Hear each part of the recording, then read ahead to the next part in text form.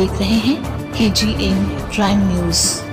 बेळगाव जिल्ह्यातील हुक्केरी तालुक्यातील इंगळी या गावामध्ये श्रीराम सेनेच्या कार्यकर्त्यांवर प्राणघातक हल्ला करणाऱ्या गुंड प्रवृत्तीच्या जिहादी मानसिकतेच्या गुन्हेगारांवर भारतीय संविधान दंड संहितेनुसार कडक कारवाई करणे याबाबत आज निपाणी तहसीलदार यांना श्रीराम सेना कर्नाटक यांच्या वतीने निवेदन देण्यात आले।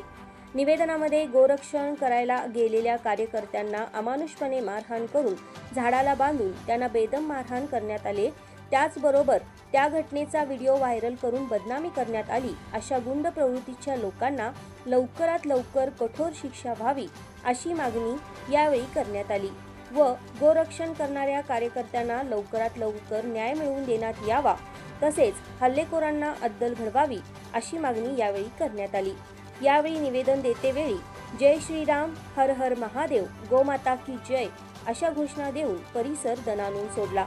यावेळी अमोल चेंडके, बबन निर्मळे, संतोष मोरे, प्रणव मानवी, विशाल जाधव, अभिमन्यू बलुगडे, चारुदत्त पावले, महादेव बरगाले, राजेश आवटे, दिलीप काळभर, जयदत्त काळे, प्रशांत घोडके, अक्षय वाघेला, अप्पासो जबडे, संतोष देवडकर, मायाप्पा राऊत व कार्यकर्ते उपस्थित होते।